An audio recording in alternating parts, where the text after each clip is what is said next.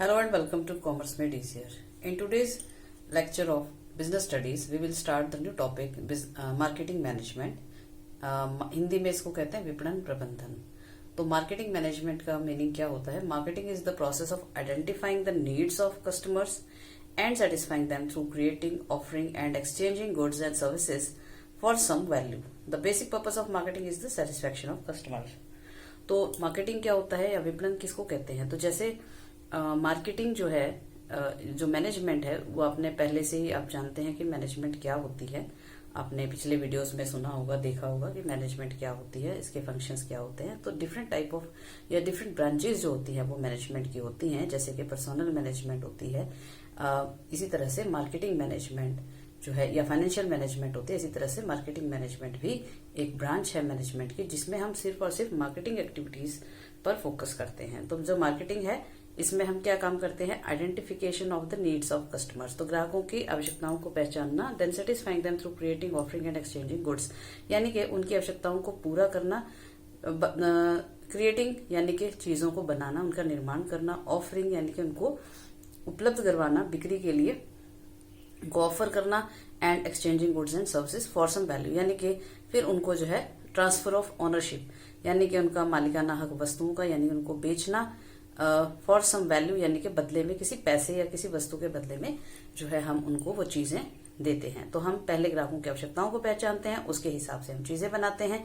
और उनको ऑफर करते हैं खरीदने के लिए, और फिर हम उन्हें जो है पैसों के बदले में या किसी अन्य वस्तु या वैल्यू के बदले में हम उनको वो चीज देते हैं। तो यहाँ पर बेसिकली ये एक इकोनॉमिक एक्टिविटी है, यानी कि हम फ्री में किसी को कोई सामान नहीं दे रहे, हम बदले में पैसे के या किसी चीज के दे रहे हैं। The basic purpose of marketing is the satisfaction of customers. Consumers के जो सेटिस्फेक्शन है, सेटिस्फेक्शन का मतलब होता है संतुष्टि। तो इसमें मेन फोकस जो होता है कस्टमर्स के सेटिस्फेक्शन पे होता है।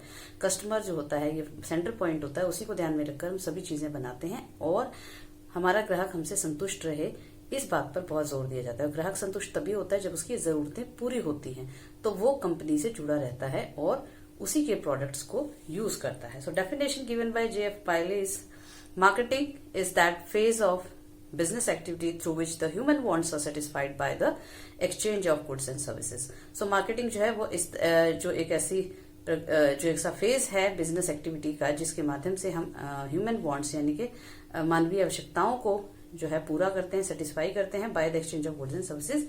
तो जो है वस्तुओं और सेवाओं का विनिमय किया जाता है, एक्सचेंज किया जाता है, फॉर सम वैल्यू कह सकते हैं हम, किसी पैसे के बदले में, वस्तु के बदले में। तो ये डेफिनेशन है जो उसका मीनिंग एक्सप्लेन करती है मार्केटिंग का। Now after the meaning of marketing we will discuss the characteristics of marketing, यानी कि मार्केटिंग की क्या विशेषताएं होती हैं, हम कैसे पहचानते हैं कि ये फंक्शन जो है मार्केटिंग का है। Marketing identify the needs of और wants of customers and provide goods and services accordingly. तो मार्केटिंग जो है सबसे पहले क्या करता है, जो हमारे कस्टमर्स होते हैं, जो लोग हैं, हम उनकी आवश्यकताओं को पहचानता है कि उन्हें क्या चाहिए, कौन सी ऐसी चीजें हैं या कौन सी ऐसी जरूरतें हैं जो उनकी अभी तक पूरी नहीं हुई हैं, और उनको पूरा करने के लिए हम उन्हें क्या दे सकते हैं, कोई ऐसी सर्विस या गुड्स, कुछ ऐसा जो हम उनको दें जिससे हमारा भी फायदा हो, यानी कि हम भी प्रॉफिट कमाएं और उनकी भी जरूरतें पूरी हो जाए। तो इस तरह से सबसे पहले हम इसमें उनकी आवश्यकताओं को पहचानते हैं। Then customer satisfaction is the ultimate objective of function of marketing. जो मार्केटिंग है, इसमें जो मुख्य उसका उद्देश्य होता है वो होता है कस्टमर सेटिस्फेक्शन। तो हमारा ग्राहक हमसे संतुष्ट हो, इस बात पर हम जोर देते हैं। तो मुख्य उद्देश्य मार्केटिंग का कस्टमर सेटिस्फेक्शन होता है, ग्राहक संतुष्टि। और marketing involves exchange mechanism, that is goods और services are exchange with customers for money और सम वैल्यू। तो मार्केटिंग में क्या होता है, एक्सचेंज मैकेनिज्म होता है, यानी कि इसमें जो है जो वस्तु या सेवा है उसका विनिमय या एक्सचेंज होता है, यानी कि बदले में हम उसको कोई पैसे के बदले में हम उसको कोई सेवा या वस्तु देते हैं।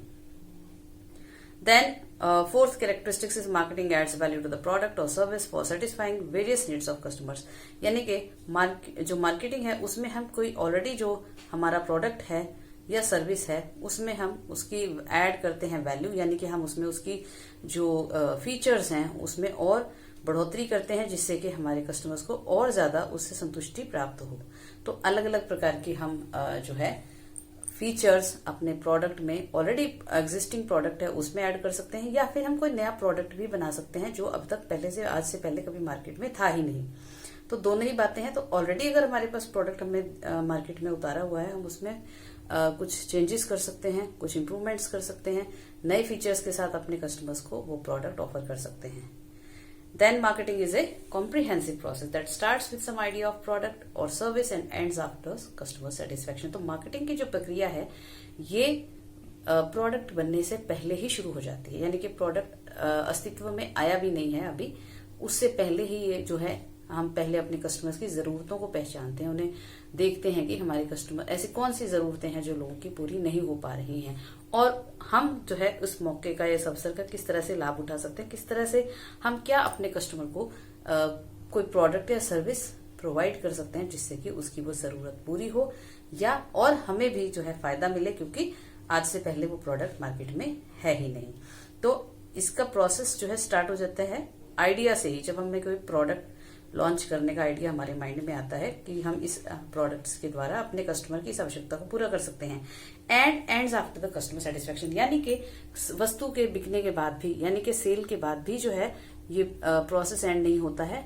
उसके बाद भी जब तक कस्टमर सेटिस्फाई नहीं हो जाता है, वो संतुष्ट नहीं होता है, तब तक ये प्रोसेस चलता रहता है।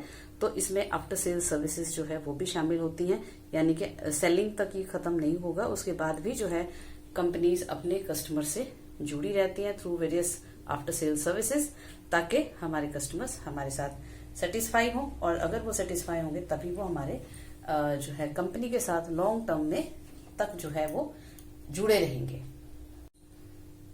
ओके, तो अब हम बात करेंगे मार्केटिंग की वेरियस फिलॉसफीज या अवधारणाएं जो कि मार्केट में समय समय पर रही हैं, और इसमें मेन 5 फिलॉसफीज जो है आती हैं। तो हम शुरुआत करेंगे सबसे पहली फिलॉसफी या पहली अवधारणा या कंसेप्ट जो शुरुआत समय में हुआ करती थी मार्केटिंग में, कि पहले जो है हमें अपनी सेल या प्रॉफिट को बढ़ाने के लिए हमें क्या करना चाहिए, किस तरह से हम अपनी जो है बिजनेस को फायदा पहुंचा सकते हैं। सो this is the oldest concept. तो पहला कंसेप्ट क्या है? प्रोडक्शन कंसेप्ट, यानी कि उत्पादन अवधारणा। तो इस कंसेप्ट के अकॉर्डिंग हम क्या कहती है marketing? This is the oldest concept of marketing which states that in order to increase the sales and profits of the business we have to increase the production। तो इसमें जो है अवधारणा में या इस कॉन्सेप्ट के अकॉर्डिंग कंपनीज ये मानती हैं कि अगर आप अपने सेल्स को या प्रॉफिट्स को बढ़ाना चाहते हैं तो आप अपनी प्रोडक्शन को बढ़ाइए। तो ज्यादा प्रोडक्शन, जितनी ज्यादा हम प्रोडक्शन करेंगे उतना ज्यादा हमारी सेल होगी, जितनी ज्यादा सेल होगी उतना ज्यादा हमें प्रॉफिट होगा। तो जो अगर हमें प्रॉफिट्स ज्यादा कमाने हैं तो हमारा मेन फोकस किस पे होना चाहिए? ज्यादा से ज्यादा उत्पादन पे होना चाहिए। So more we produce more we earn. तो जितना ज्यादा उत्पादन करेंगे उतना ज्यादा हमारी इनकम होगी, उतना ज्यादा हम कमाएंगे। तो more production will reduce the cost of production and increase the sales. तो ज्यादा प्रोडक्शन करने से जो है इकोनॉमिक्स टू स्केल जो है उसको एंजॉय करेंगे, यानी कि जो जितने ज्यादा उत्पादन होगा तो उतना हमें सस्ता पड़ेगा, और इससे इसका कॉस्ट जो है प्रोडक्ट उत्पादन की लागत कम हो जाएगी, कॉस्ट ऑफ प्रोडक्शन रिड्यूस हो जाएगा, जिससे हमारी सेल्स भी बढ़े, क्योंकि हम सस्ते दामों पर, कम दामों पर वस्तुएं उपलब्ध करा सकेंगे अपने कस्टमर्स को, और ज्यादा प्रोडक्शन के कारण हमारी सेल बढ़ेगी और फिर प्रॉफिट्स बढ़ेंगे। तो ये कंसेप्ट जो है शुरू में सबसे पहले था। उसके बाद जब सेल्स नहीं बढ़ी हमारी, जब प्रॉफिट्स नहीं बढ़े, तब जो है धीरे धीरे एक नए कंसेप्ट ने जन्म लिया, क्योंकि प्रोडक्शन कंसेप्ट जो है वो फेल हो गया। इस जो हमारे ऑब्जेक्टिव है प्रॉफिटेबिलिटी को बढ़ाने में या हमारे सेल्स को बढ़ाने में, तो नया कंसेप्ट जो है वो आया मार्केट में, दैट इज प्रोडक्ट कंसेप्ट। तो this is the second concept. इसको हिंदी में कहते हैं उत्पाद अवधारणा। So according to this concept it is assumed that in order to increase sales and profits company should offer good quality products to its customers. अब क्या हुआ? फोकस जो है प्रोडक्शन से हटकर कहां पहुंच गया? प्रोडक्ट के ऊपर। तो अब हमारा ध्यान क्योंकि हमने कारण जानना चाहा कि क्यों हमारी जो है सेल्स नहीं बढ़ रही हैं, प्रॉफिट्स नहीं बढ़ रहे हैं, तो हमने सोचा कि शायद हमारे प्रोडक्ट में कुछ कमी है, जिसकी वजह से ज्यादा उत्पादन करने पर भी हमारी सेल नहीं हो रही है, प्रॉफिट नहीं बढ़ रहे हैं। तो प्रोडक्ट को इम्प्रूव किया जाना चाहिए। अच्छी क्वालिटी का प्रोडक्ट हमें अपने कस्टमर्स को नए फीचर्स के साथ, ज्यादा अच्छी इम्प्रूव्ड क्वालिटी के साथ हमें अपने कस्टमर्स को प्रोडक्ट ऑफर करना चाहिए। तो ये कंसेप्ट जो है क्या कहता है, according to this concept it is assumed that in order to increase the sales and profits company should offer good quality products to customers. तो अच्छी क्वालिटी के गुड्स अपने कस्टमर्स को प्रोवाइड करने चाहिए। तो if we produce good quality product it will be sold easily. तो अगर हम अच्छी क्वालिटी का प्रोडक्ट जो है बनाएंगे, हमारे प्रोडक्ट अच्छा होगा तो कस्टमर उन्हें जरूर खरीदेंगे, और जब वो खरीदेंगे यानी कि हमारी सेल बढ़ेगी, सेल बढ़ेगा तो प्रॉफिट्स भी बढ़ेंगे। So in this philosophy main focus is on the product. तो इस फिलॉसफी में जो है मेन फोकस प्रोडक्ट के ऊपर है। तो अब जब प्रोडक्ट भी अच्छा आपने बना लिया, उसके बाद भी जो है कोई ज्यादा खास फर्क नहीं पड़ा हमारी सेल्स में या प्रॉफिट्स में, तब फिर जो है बिजनेसमैन सोचने में मजबूर हुआ कि ऐसा क्या कारण है कि हमारी प्रोडक्शन भी हमने कर ली ज्यादा तो भी हमारा प्रॉफिट नहीं बढ़ा, हमने जो है प्रोडक्ट भी अच्छा बनाया तो भी हमारा प्रोडक्ट जो है हमारी सेल्स को नहीं बढ़ा पाया या प्रॉफिट्स को नहीं बढ़ा पाया, कस्टमर को अट्रैक्ट नहीं कर पाया। तो क्या कारण है? तो when the production and product concept fail to increase the profit, the new concept of selling concept, यानी कि नया concept कौन सा है? selling concept emerged, which states that if you want to increase the sales and profit of the business, you should know the art of selling। यानी कि अगर आप अपने प्रॉफिट्स को बढ़ाना चाहते हैं, बिक्री को बढ़ाना चाहते हैं, तो आपको बेचने की कला आनी चाहिए। You should know the art of selling. So selling is an art. तो हर किसी को आप प्रभावित नहीं कर सकते हैं खरीदने के लिए, तो आपको एक कला आनी चाहिए कि किस तरह से हम अपने कस्टमर्स को अट्रैक्ट कर सकते हैं टू परचेज अवर प्रोडक्ट और टू यूज अवर सर्विसेज। तो if you know the art of selling you can sell anything. तो ये जो नारा है एक तरह से, या ये जो स्टेटमेंट है, ये उस समय में प्रिवेल करता था कि अगर आपको बेचने की कला आती है तो आप कुछ भी बेच सकते हैं। तो यहाँ पर प्रोडक्ट की इंपॉर्टेंस नहीं है, प्रोडक्ट कैसा भी हो, घटिया से घटिया क्वालिटी का प्रोडक्ट भी आप बेच सकते हैं यदि आपको बेचने की कला आती है। तो the product is sold by hook और क्रुक। तो किसी भी तरह का जो है किसी भी तरह का जो है तरीका इस्तेमाल करके या धोखाधड़ी या फ्रॉड, चीटिंग, किसी भी तरह से झूठ बोल करके हम अपने कस्टमर को जो है भ्रमित कर सकते हैं और अपने प्रोडक्ट को आसानी से उसे बेच सकते हैं।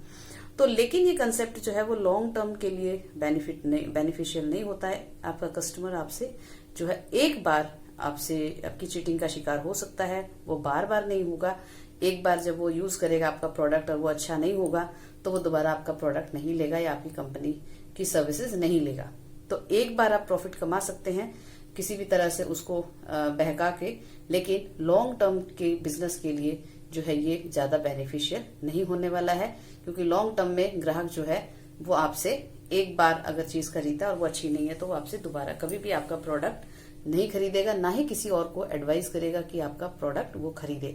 तो सेलिंग कंसेप्ट जो है यहाँ पर हमारी सेल्स को या प्रॉफिटेबिलिटी को बढ़ाने में जो है नाकाम हो जाता है। तो उसके बाद फिर धीरे धीरे जो है ये जो अवधारणा है, इसके बाद नई अवधारणा ने जन्म लिया, दैट इज मार्केटिंग कंसेप्ट। तो विपणन अवधारणा, तो विपणन अवधारणा जो है सेलिंग कंसेप्ट के बाद आई, और इस धारणा के अनुसार क्या है, marketing concept states that customer is the king. तो मार्केटिंग कंसेप्ट क्या कहता है कि ग्राहक राजा है। राजा कौन होता है? जो कि स्वतंत्र होता है, जिसकी जो अपनी इच्छा से सारे काम करता है, जिस पर कोई भी दबाव, किसी तरह का कोई प्रेशर हम नहीं डाल सकते हैं। वो अपनी इच्छा से ही सारी चीजें करता है, यानी कि उसका जो मन करेगा वो खरीदेगा, जहां जाना चाहेगा वहां जाएगा, जो सेवा वो लेना चाहेगा लेगा, जिस कंपनी का प्रोडक्ट वो लेना चाहेगा वो लेगा। You can not force him to buy your product. So the business should identify the needs of customers. तो यहाँ पर इस फिलॉसफी में कस्टमर जो है ही is the centre point of all the activities. तो whatever we produce we should keep in mind the requirements of our customers. So business should identify the need of customers and make goods and services accordingly. तो पहले हमें अपने customer की आवश्यकताओं को पहचानना है, किसी चाहिए क्या, क्या जरूरत हो सकती है, ऐसी कौन सी आवश्यकताएं हैं जिसके लिए अभी तक मार्केट में कोई प्रोडक्ट्स अवेलेबल नहीं है या सर्विसेज अवेलेबल नहीं है। तो हम अपने कस्टमर्स को ऐसी कौन सी सेवाएं या कौन सी सुविधाएं दे सकते हैं या कौन सा ऐसे प्रोडक्ट्स दे सकते हैं जो उनकी किसी पर्टिकुलर रिक्वायरमेंट को पूरा करे, जो कि आज तक नहीं किया गया।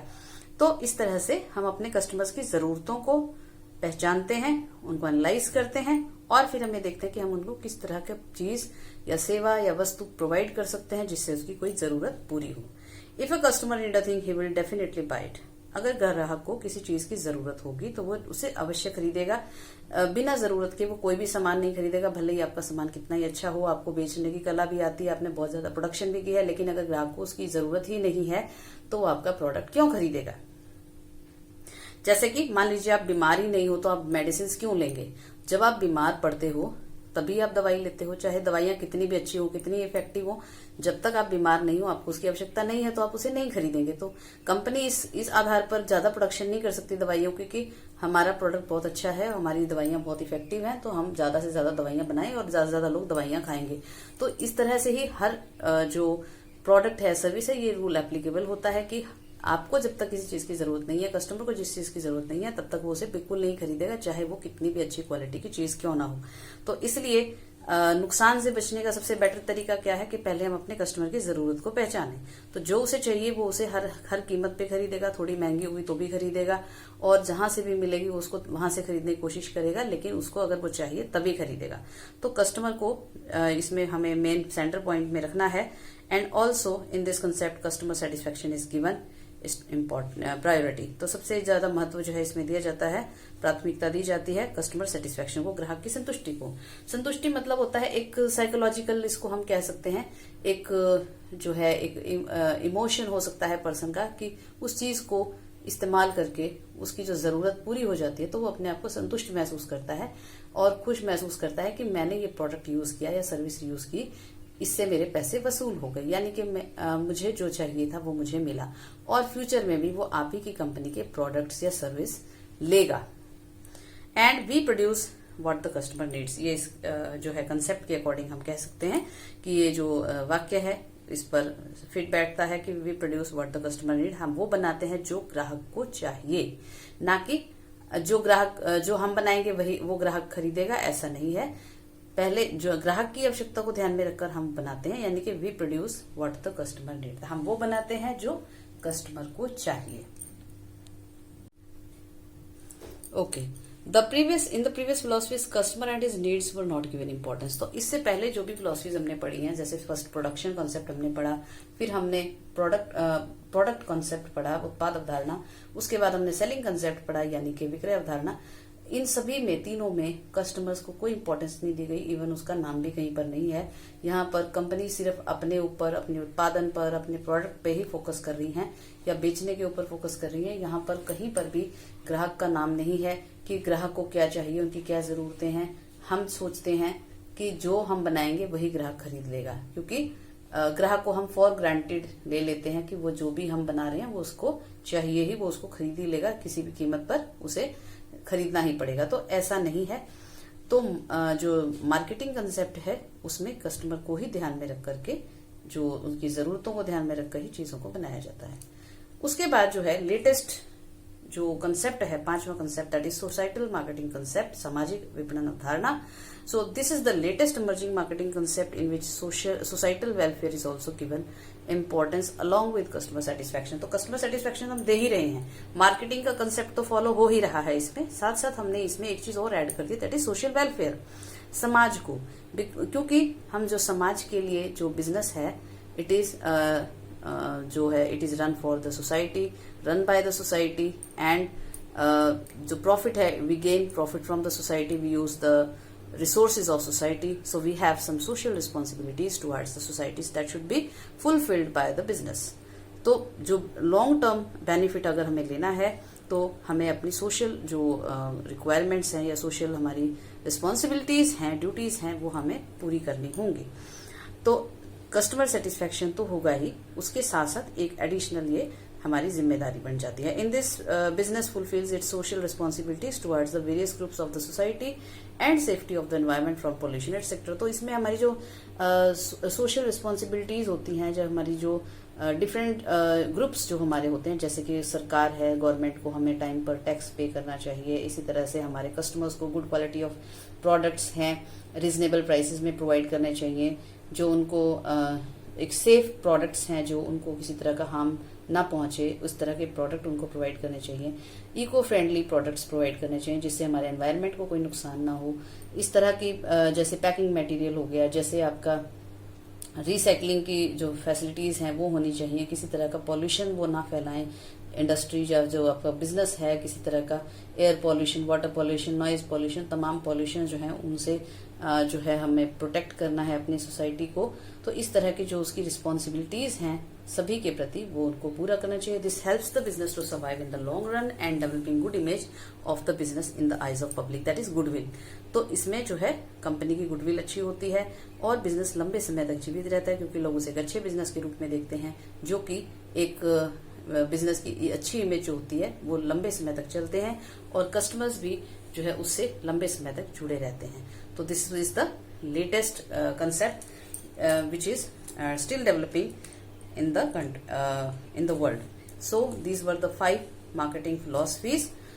और इसके साथ ही आज का हमारा जो वीडियो है या लेक्चर है वो खत्म होता है और नई जो नेक्स्ट वीडियो होगा उसमें हम नए टॉपिक्स के या नए मार्केटिंग के ही इस टॉपिक को कंटिन्यू करेंगे और इसमें नए जो फंक्शंस ऑफ मार्केटिंग है उसको डिस्कस करेंगे कि मार्केटिंग में एक मार्केटिंग मैनेजर को क्या क्या काम करना पड़ता है, किस तरह के प्रोसेस या फंक्शन जो है उसमें हमें क्या करना पड़ता है। तो आज के लिए इतना ही और हमारे इस वीडियो को लाइक कीजिए, शेयर कीजिए and don't forget to subscribe this channel. Thank you.